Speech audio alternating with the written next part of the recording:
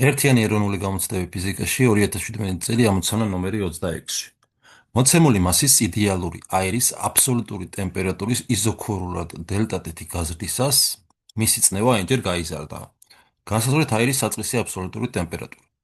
ხო, მოცემული გვაქვს, რომ პროცესი, როგორც გითხეს, არის იზოქრონული, შესაბამისად, მოცულობა მთლიანი პროცესის განმავლობაში არ იცვლება დრის კონსტანტას.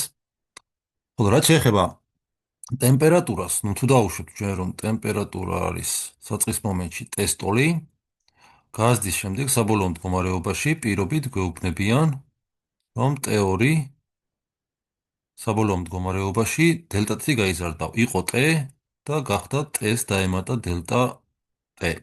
რაც შეეხება წნევას თუ საწყის მდგომარეობაში ავიღებთ ტესტოლად, რადგანაც გვეუბნებიან, რომ წნევა n-ჯერ გაიზარდაო, შესაბამისად P2 გამხდარა n-ჯერ P. და გვეკითხებიან განსაზღვროთ, ჩვენი მიზანია განსაზღვროთ აირის საწყისი აბსოლუტური ტემპერატურა. პირველ რიგში მოდი ჩავწეროთ მენდელეევ-კლაპეირონის იდეალური გაზის მდგომარეობის განტოლება, რომლის თანახმადაც P2 არის ნიუ-R-S. ახლა მოდით T გადავიტანოთ მარცხნივ, ტემპერატურა მარცხნივ გადავიტანოთ და V მარჯვნივ. მივიღებთ, რომ P-ს შეფარდება T-სთან, ტოლია ნიუ-R-ის შეფარდება V-სთან. ახლა რადგანაც პროცესი იზოქრონულია, ამ ტოლობაში შემავალი მარცხენა მხარის მყოფი სიდიდეები, ისევე როგორც მოცულობა, გაზის უნივერსალური მუდმივობა და ნივთიერების რაოდენობა ნიუ, ყველა ეს სიდიდე მუდმივია და შესაბამისად მათ შეფარდებაც მუდმივი იქნება. ანუ ჩვენ გამოვგდის, რომ მთლიანი პროცესის განმავლობაში P-ს შეფარდება T-სთან უდრის კონსტანტას.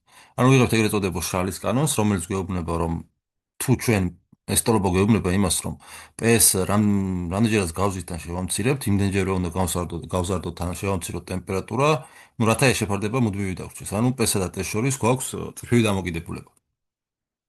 შესაბამისად, P1-ის შეფარდება, რადგანაც ეს შეფარდება ყოველთვის მუდმივი არის, P1 შეფარდება T1-თან, ტოლი უნდა გამოგვივიდეს P2-ის შეფარდებისა T2-თან.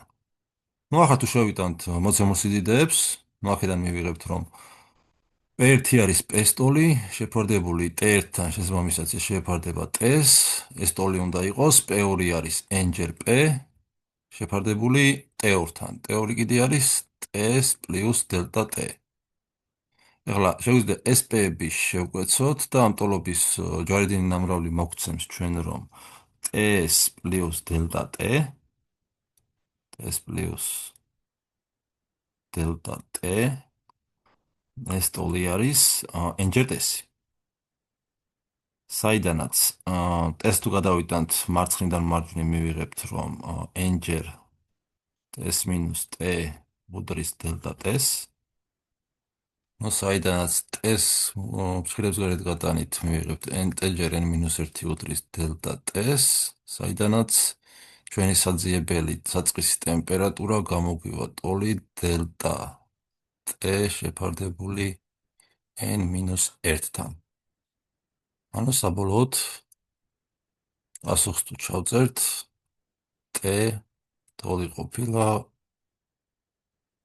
დელტა-T შეფარდებისა n-1-თან. ეს კი არის პასუხი B.